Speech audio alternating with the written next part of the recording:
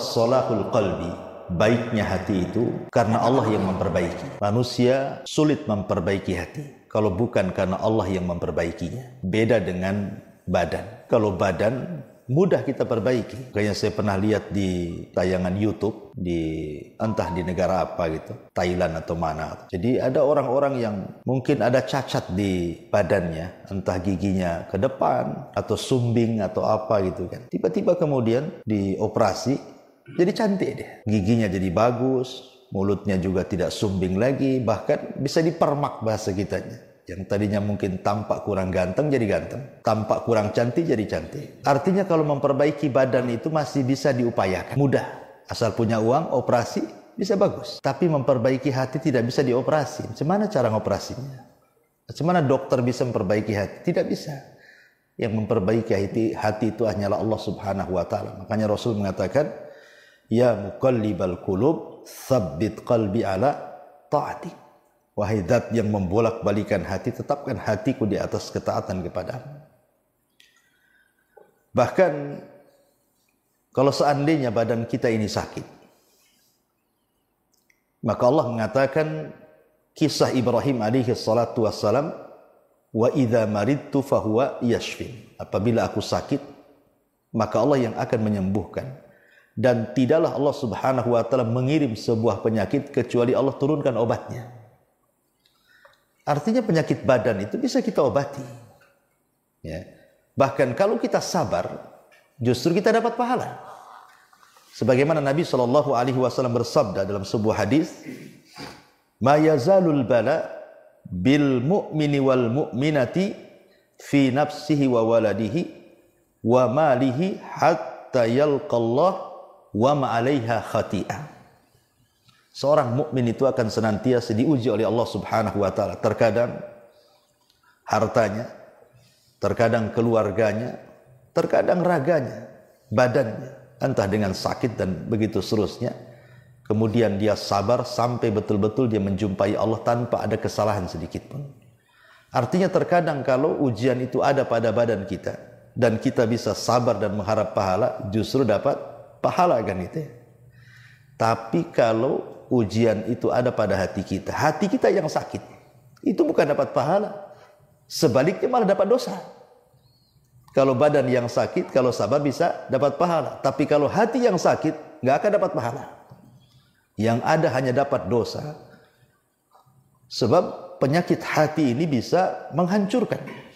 Contoh, kenapa sampai Habil dibunuh oleh Qabil? Kenapa? Itu karena penyakit hati.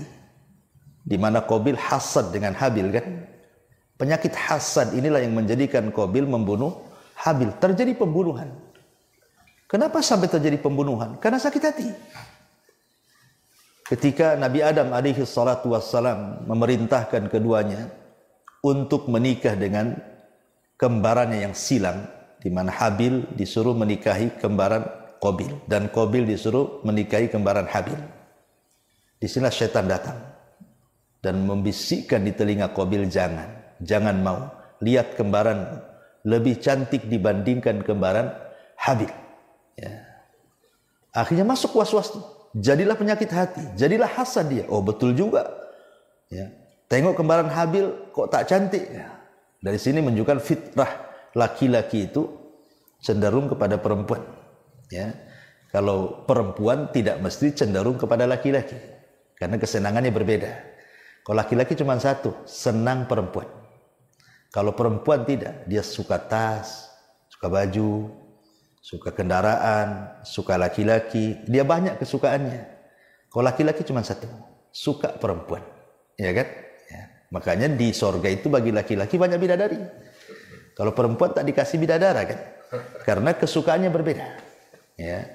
Makanya Qabil dihasut oleh iblis sehingga akhirnya tertanam sifat hasad, dan itu bagian daripada penyakit hati yang berujung kepada pembunuhan. Lihat akibat penyakit hati berujung dengan pembunuhan. Contoh yang lain, kisah Nabi Yusuf alaihi salatu wassalam. Kita tahu bahwa Nabi Yusuf itu anak daripada ibu yang bernama Rahil. Rahil itu wanita yang sangat dicintai oleh ayahnya Nabi Yusuf, Yakub. Sementara ketika hendak menikah dengan Rahil, rupanya Laban ayahnya justru menikahkan dengan Lia. Karena di zaman itu tidak boleh menikahi adiknya kecuali kakaknya menikah duluan. Dan tradisi itu sampai sekarang masih ada kan. Ya, kalau kakaknya belum menikah, adiknya tak boleh menikah. Itu di zaman Nabi Yakub syariat itu berlaku. Ya. Jadi akhirnya kemudian terpaksalah Yakub menikah dengan wanita yang tidak dicintainya. Menikah dengan Lia. Kemudian kata Yakub kepada Laban pamannya, saya kan ingin menikahi Lia Rahil bukan Lia. Kata Yakub, tidak bisa, kau harus nikahi Lia dulu. Kalau kau ingin menikahi adiknya, tunggu 7 tahun berikutnya. Kau harus bekerja dulu denganku, baru kau boleh menikah lagi. Akhirnya setelah 7 tahun, kemudian bekerja kepada pamannya, baru menikah dengan Rahil. Dan di zaman itu syariat menggabungkan 2 wanita berpoligami boleh. Ya, karena ini Nabi Yakub ini kan menikah dengan 2 saudari. Antara Rahil dan Lia itu kan kakak beradik itu. Tapi dalam syariat Rasul tidak boleh menggabungkan poligami kakak beradik, tidak boleh. Kecuali kalau meninggal salah satunya. Seperti Utsman ibn Affan radhiyallahu an pertama menikahi putri Nabi Ruqayyah. Kemudian setelah Ruqayyah meninggal, menikahi adiknya Ummu Kulthum. Boleh kalau seperti ini. Tapi kalau menggabungkan dalam satu waktu berpoligami kakak beradik, maka tidak dibolehkan. Dan dalam syariat dulu boleh. Ya, seperti Yakub menikahi 2 wanita yang kakak beradik, Rahil dan Lia. Ya. Singkat cerita, kita tahu Nabi Yusuf putra daripada wanita yang dicintai Nabi Yakub. Sementara saudara-saudara yang lainnya justru dari wanita-wanita yang tidak dicintai Nabi Yakub. Lah ketika kemudian ibunda Nabi Yusuf meninggal dan Yusuf masih kecil, tentu posisi Nabi Yakub ketika itu lebih sayang dengan Yusuf dibandingkan anak-anak yang lainnya. Apalagi Yusuf sendiri adalah lahir dari wanita yang paling dicintai dia. Dan tidak adil soal percintaan itu tidak tercela dalam Islam. Seperti Rasul lebih mencintai Aisyah dibandingkan istri-istri yang lain, kan tidak tercela. Ya. Maka begitu juga terkadang seorang ayah melebihkan kecintaan kepada salah satu anaknya, itu tidak tercela. Tapi jangan sampai kemudian menyentuh soal keadilan dalam pemberian. Ya. Tapi kalau kecintaan kan urusan hati. Seperti Yakub lebih mencintai Yusuf dibandingkan yang lain, kan nggak ada masalah. Ya. Cuman masalahnya itu pula yang membuat hasad saudara-saudara Nabi Yakub itu, yang berakhir kepada apa? Dimasukkan Yusuf ke dalam sumur. Secara logika, Yusuf ini bisa mati dalam sumur. Karena Al-Quran membahasakan min ghayabatil jub. Ghayabatil jub ini sumur yang dalam, saking dalamnya tidak kelihatan. Artinya belum lagi oksigen dan macam-macam di dalam sumur itu kan. Harusnya Yusuf meninggal di situ. Tapi Allah takdirkan Yusuf selamat. Yang ingin saya katakan bahwa lihat akibat dampak hasad, saudara-saudara Nabi Yusuf memasukkan Yusuf ke sumur. Itulah penyakit hati. Bisa mencelakakan orang. Ya, penyakit hati itu. Termasuk juga kenapa hidayah sulit didapat oleh musuh-musuh Nabi di zaman Nabi. Seperti Abu Jahal. Abu Jahal itu bukan berarti tidak percaya bahwa Rasul itu seorang Rasul. Dia seorang Nabi. Abu Jahal itu paling yakin bahwa Muhammad itu seorang Nabi dan Rasul. Buktinya adalah Abu Jahal ini kalau malam-malam mencari Nabi SAW untuk mendengarkan Quran. Jadi Abu Jahal itu kalau malam mereka senang dengan Al-Quran, tapi kalau siang memusuhi Nabi. Ya. Jadi di mana saja Rasul sholat dan membaca Quran, Abu Jahal itu mengintip dari semak-semak itu, mendengarkan dan merasa lezat dengan Quran. Dan dia yakin dia seorang Nabi. Buktinya Abu Jahal yakin bahwa Muhammad seorang Nabi itu ketika ditanya oleh kawannya dan mengatakan, ya Abu Jahal, bagaimana menurutmu tentang Muhammad itu? Apa kata Abu Jahal? Demi Allah, aku tidak pernah melihat keluar dari lisannya kecuali kebenaran. Kemudian ditanya, kalau engkau meyakini bahwa Muhammad di atas kebenaran, kenapa kau tidak ikut dia? Disinilah Abu Jahal menceritakan, kami dari kabilah Bani Mahzum, ya, dengan kabilahnya Muhammad, kabilah Bani Hashim, itu bersaing di tengah-tengah Quraisy. Karena kan Quraisy ini kan terdiri dari banyak kabilah. Yang paling besar itu Bani Hashim dan Bani Mahzum. Bani Hashim ya kabilahnya Nabi, Bani Mahzum kabilahnya Abu Jahal. Yang memimpin Quraisy dari dulu dua kabilah ini saja. Ya, kadang-kadang dari Bani Hashim, nanti Bani Hashim kalah pemilu, nanti Bani Mahzum. Nah, begitu saja mereka itu. Saingannya cuma dua kabilah ini. Lah di zaman Abdul Muthalib menjadi pemimpin Arab berarti terpilih dari Bani Hashim. Kemudian Abdul Muthalib meninggal, diganti Abu Jahal dari Bani Mahzum. Ya. Jadi Abu Jahal mengatakan nih, kami dengan Bani Hashim itu bersaing untuk mengambil hati orang-orang Quraisy katanya. Kalau Bani Hashim memberi makan haji, kami pun sama. Kalau Bani Hashim melakukan ini, kami juga sama. Ya, artinya kami seimbang sebenarnya di tengah-tengah Quraisy. Masalahnya kata Abu Jahal, tiba-tiba Bani Hashim mengatakan, kami punya nabi, kalian tak punya nabi. Ya. Takkan kami katakan kami juga punya nabi, mana nabinya? Kalau kami benarkan kenabian dari Bani Hashim, kalahlah Bani Mahzum di tengah-tengah Quraisy katanya. Nah, maka kami tidak ingin bersaing dengan mereka. Sebab itulah kami tidak akan membenarkan Muhammad itu nabi. Dari sini kita tahu Abu Jahal itu membenarkan sebenarnya. Tetapi karena hasad dan kesombongannya, takut pamornya jatuh, ya, takut kabilahnya tidak bisa bersaing dengan Bani Hashim, makanya dia mendustakan Nabi. Kenapa? Karena penyakit hati, hasad, ya. Hasad yang kuat dari Abi Jahal itulah yang kemudian menghalangi hidayah. Itulah bahayanya penyakit hati. Ya, kalau penyakit hati itu justru bawa dosa, tapi kalau penyakit badan bawa pahala. Karena kalau kita sabar, kita kena asam urat sabar, gitu ya, kena penyakit gula sabar, kolesterol sabar. Ya, pokoknya penyakit apa saja penyakit badan. Kita bersabar dan mengatakan Allahumma jurni fi musibati, ya Allah berikan pahala karena musibah yang menimpaku, insya Allah dapat pahala dia. Tapi kalau sudah penyakit hati tak ada pahala di situ, yang ada dosa, dosa dan dosa. Masalahnya kalau kita membersihkan kereta paling senang kan, bawa aja ke karwas, bersih sebentar aja. Ya, kita mau bersihkan rumah, sewa pembantu, sebentar saja kena sapu kena pel bersih. Masalahnya hati ini tak bisa dibersihkan. Macam mana caranya? Ya.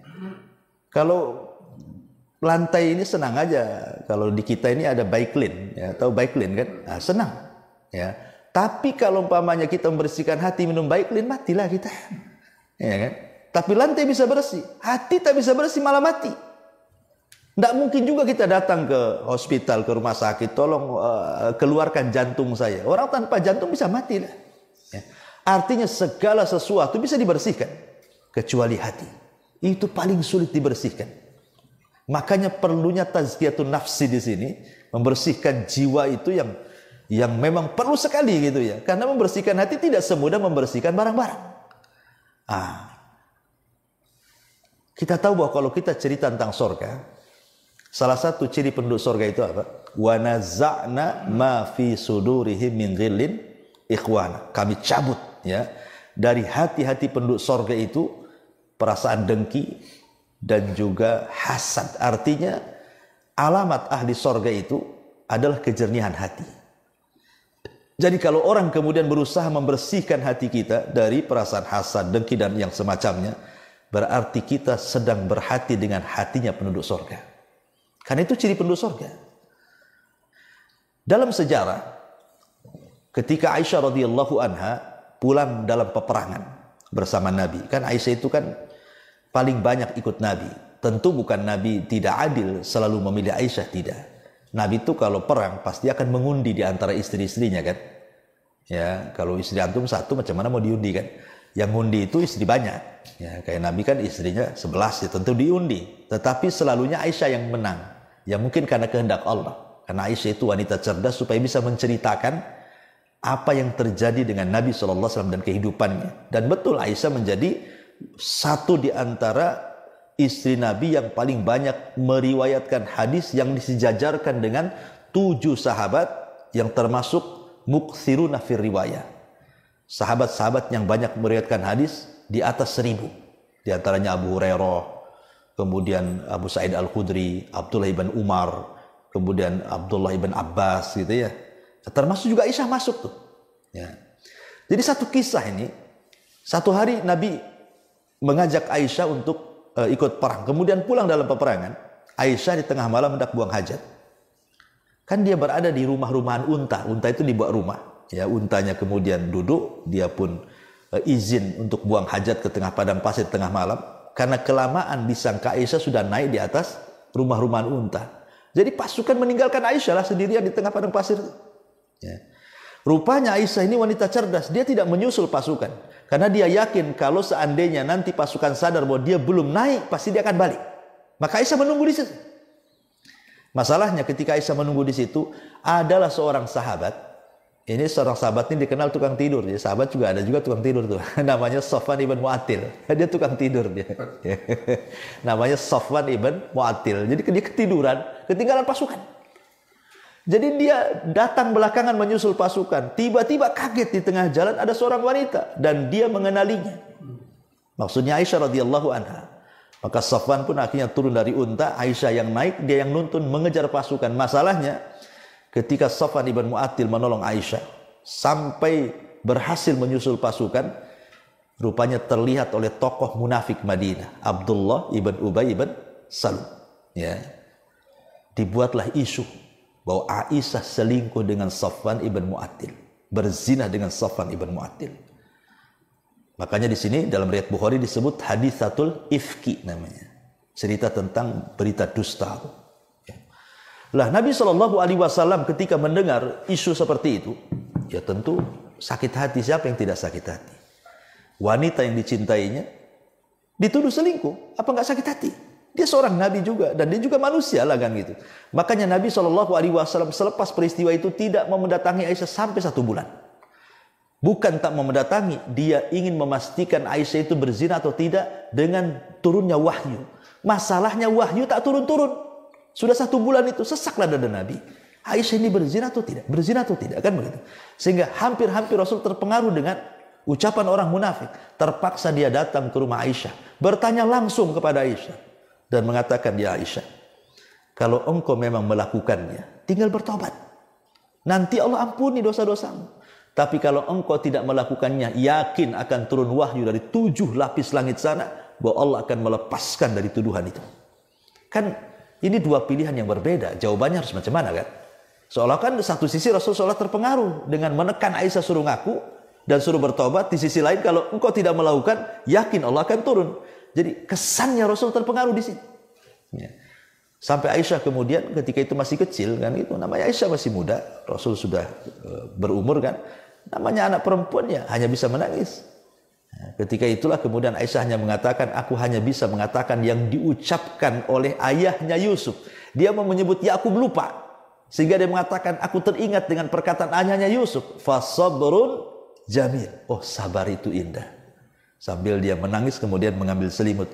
Dari situlah Rasul tiba-tiba menggigil, dan itulah peristiwa turun wahyu yang paling berat bagi Nabi.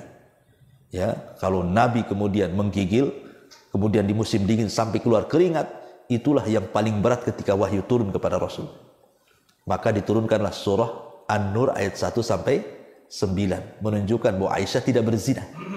Ya, surah Nur itu. Ya, yang ingin saya katakan, salah satu yang menuduh Aisyah berzina itu yang terpengaruh adalah siapa? Mistah, ya. Mistah ini dia adalah saudara, masih kerabat dengan Abu Bakar.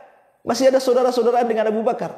Dan Mistah ini yang kemudian didanai oleh Abu Bakar. Jadi kehidupan sehari-harinya itu diberikan Abu Bakar. Tempat tinggal dikasih Abu Bakar, makan dikasih Abu Bakar. Tiba-tiba dia terlibat dalam penuduhan bahwa Aisyah berzina. Apa nggak sakit hati Abu Bakar? Ya. Selama ini kamu saya kasih rumah, saya kasih uang belanja, kau makan dari aku, tiba-tiba kau nuduh anakku. Akan sakit hati orang, pasti sakit hati lah kan gitu. Walaupun sekelas Abu Bakar. Dari sini Abu Bakar bersumpah ketika turun surah Nur bahwa anaknya tidak bersalah, ya, bersumpah dia, saya tidak akan kasih lagi nafkah dia. Saking sakit hatinya Abu Bakar kepada Mistah itu. Dari sini turun ayat. Ya, apa ayatnya? Allah Subhanahu wa taala mengatakan, wala ya'tali ulul fadli minkum wasa'ah an yu'tu ulil qurba wal masakin wal muhajirin fi sabilillah wal ya'fu wal yasfahu ala tuhibbuna an yaghfirallahu lakum wallahu ghafurur rahim. Ya. Dan janganlah orang-orang yang mempunyai kelebihan harta dan kelapangan di antara kamu bersumpah bahwa mereka tidak akan memberi bantuan kepada kaum kerabatnya dan orang-orang miskin serta orang-orang yang berhijrah di jalan Allah, dan hendaklah mereka memaafkan, berlapang dada. Apakah kamu tidak ingin bahwa Allah mengampuni dosamu dan Allah adalah Maha Pengampun lagi Maha Penyayang? Di sini ayat ini ingin memberikan pilihan kepada Abu Bakar. Wahai Abu Bakar, janganlah orang yang punya harta itu bersumpah untuk tidak membantu orang-orang miskin, apalagi itu kerabat. Maafkan saja, lapangkan dadamu, kan itu. Maafkan saja si miskin itu, seolah seperti itu. Lapangkan dadamu. Bukankah tujuan kamu ketika memberikan nafkah kepada kerabat-kerabatmu itu agar Allah mengampuni dosamu? Kalau kau ingin diampuni dosamu, jangan putuskan memberi nafkahnya. Maka Abu Bakar setelah itu memberikan nafkah 2 kali lipat, padahal dia sudah menuduh. Wah, bayangkan. Kalau kita di posisi Abu Bakar, gak yakin. Ya, gak yakin Bang Razak itu mau kasih. Ya, ada sakiti saya. Apa sih kasih sedekah dia? Kurang ajar dia. Itu kalau kita kan itu. Tapi Abu Bakar tidak. Dari sila Abu Bakar dilebihkan apa? Tentang kejernihan hati. Makanya kemudian para ulama mengatakan, kenapa Abu Bakar apabila ditimbang imannya dengan iman seluruh manusia setelahnya, tetap keimanan Abu Bakar di atas keimanan semua manusia? Ulama menjawab, karena bima waqara fi qalbihi. Abu Bakar itu punya kejernihan hati yang tidak dimiliki sahabat lainnya. Dia masuk Islam gak ada keraguan. Kata Rasul, "Hei Abu Bakar, masuklah ke agamaku." Kata Abu Bakar, "Asyhadu an la ilaha illallah wa asyhadu anna Muhammadar Rasulullah." Tidak ada ragu-ragu. Satu-satunya manusia yang masuk Islam gak ada keraguan hanya Abu Bakar. Umar masih ragu-ragu, betul ke Nabi? Jangan-jangan bukan Nabi. Itu Umar tuh. Semua sahabat di atas keraguan, kecuali Abu Bakar masuk Islam yakin dia Nabi. Selesai. Ya. Makanya kemudian di ujung nama Abu Bakar, di situ ada kalimat As-Siddiq. Dari mana kalimat As-Siddiq disematkan kepada kalimat Abu Bakar? Dalam peristiwa Isra Mi'raj. Ketika Nabi SAW baru saja dinaikkan ke langit dalam waktu sesingkat-singkatnya dari Masjidil Haram ke Aqsa, dari Aqsa ke Sidratil Muntaha, balik lagi kan gitu. Semua sahabat goyang imannya. Betulkah? Masa iya? Mana bisa? Macam-macam kan itu ya. Kecuali Abu Bakar, dia mengatakan, demi Allah, kata Abu Bakar, kalaulah ada cerita yang lebih mustahil dari mulut Rasulullah daripada Isra Mi'raj, anggaplah ada cerita yang lebih mustahil dari Isra Mi'raj, tetap aku membenarkannya, katanya. Itu Abu Bakar. Dari situ sematkan kalimat Siddiq di belakang nama Abu Bakar. Kenapa Abu Bakar sedemikian yakinnya dengan Rasul? Itu karena kejernihan hati. Hatinya jernih sekali. Makanya Abu Bakar gak pernah ragu-ragu. Ya. Ma'asyiral muslimin, jamaah sekalian yang dimuliakan Allah Azza wa Jalla, itulah pentingnya membersihkan hati itu. Bahkan satu hari Nabi itu pernah di dalam masjid. Kemudian Nabi SAW mengatakan di hadapan para sahabat, sebentar lagi nih dari pintu sebelah sana, katanya, akan muncul seorang laki-laki dan dia termasuk penduduk surga. Sahabat semua pandangannya ke pintu itu. Ya. Rupanya dari pintu itu keluar pula orang yang sedang pegang sandal, seliput. Sementara rambutnya penuh dengan air, seolah-olah dia habis mandi. Ya. Kemudian dia lewat ke masjid, keluar lagi. Besoknya Rasul ngomong begitu lagi. Sebentar lagi dari pintu ini akan keluar laki-laki dan dia termasuk penduduk surga. Rupanya dia lagi yang keluar. Sampai 3 kali. Ada seorang sahabat namanya Abdullah ibn Amr ibn As radhiyallahu anhu. Dan Abdullah ibn Amr ibn As ini saingan Abu Hurairah. Kalau Abu Hurairah di hafalan hadis, kalau Abdullah ibn Amr bin As ini di tulisan hadis. Ya, Abu Hurairah itu banyak hafalannya, tapi kalau Abdullah ibn Amr bin As banyak tulisannya. Dialah sahabat satu-satunya yang mencatat hadis Nabi. Abdullah ibn Amr ibn As ini. Sampai ketika Quraisy mengatakan, "Hei Abdullah ibn Amr, ngapain kau catat semua yang diucapkan si Muhammad itu? Bukankah dia bicara terkadang dengan ridho, dengan marah," katanya. "Ngapain kau catat?" katanya. Maka Abdullah ibn Amr ibn As datang kepada Rasul. Orang-orang Quraisy mengatakan kepada aku, "Ngapain kau aku catat tulisan setiap yang kuucapkan? Bukankah kau bicara di atas kemarahan dan keridhaan?" Apa kata Rasulullah? "Uktub, tulis saja. Wa ma kharaja minni ilal haq." Tidak ada yang keluar dari lisanku kecuali kebenaran, kata Nabi. Sejak itu Abdullah ibn Amr menulis terus, sehingga kata Abu Hurairah, tidak ada sahabat yang paling banyak hafalan hadisnya kecuali diriku, kecuali Abdullah ibn Amr katanya. Karena dia menulis, aku menghafal. Ya. Lah Abdullah ibn Amr ibn As ini, kita tahu sahabat ini beda dengan kita. Kalau ada orang yang dipuji oleh Rasul, apalagi sampai diberikan rekomendasi dia masuk surga, pasti penasaran tuh. Pasti dia punya amalan tuh. Tidak mungkin Rasul mengatakan si fulan termasuk penduduk surga kalau tidak punya amalan kan.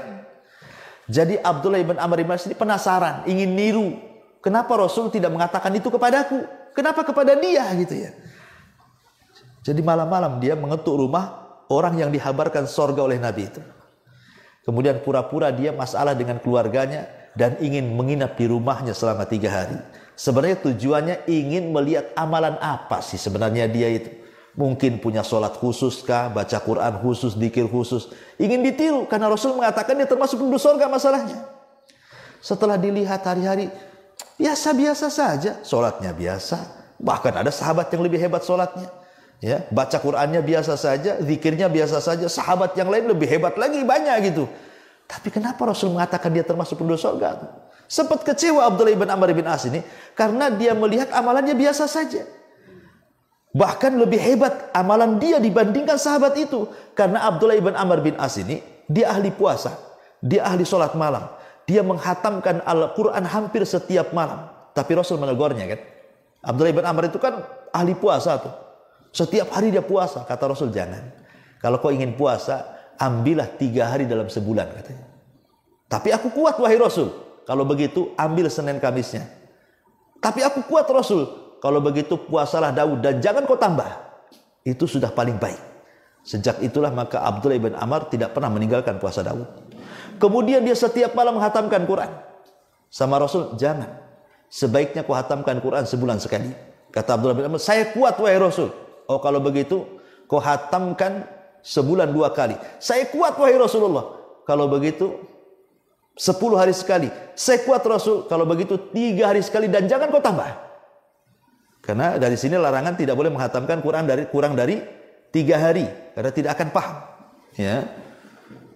Kemudian dia ahli sholat malam. Setiap malam dia sholat malam tuh Abdullah bin Amr. Memang dia luar biasa. Makanya ketika dia melihat ada orang yang direkomendasikan Rasul termasuk ahli surga, ini kan penasaran dia.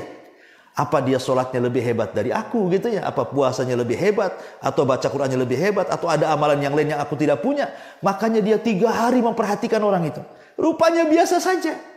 Dia sempat kecewa tuh dan mengatakan, aku mendengar Rasul mengatakan begini-begini tentang kamu. Aku lihat kau biasa-biasa saja katanya. Tidak ada amalan yang spesial. Kemudian dia pun pamitan pulang. Tapi sebelum pulang, orang ini memberitahu. Boleh jadi, kata dia. Mungkin Rasul mengata-ngatai aku termasuk penduduk surga itu. Karena setiap malam sebelum tidur, dia mengatakan, aku bersihkan hatiku. Aku maafkan semua orang yang mendolimiku pada hari itu. Dan aku lakukan setiap hari. Jadi sebelum tidur, dia bersihkan hatinya dan mengampuni semua yang mendolimi dia. Siapapun dia. Baru dia tidur. Ya. Kata Abdullah bin Amr, ini yang dimaksud Nabi. Dari sini menunjukkan apa? Rupanya amalan badan tidak seberapa. Tapi amalan hati yang mulia menjadikan dia dapat rekomendasi masuk surga. Itulah pentingnya seseorang itu ketika membersihkan hati.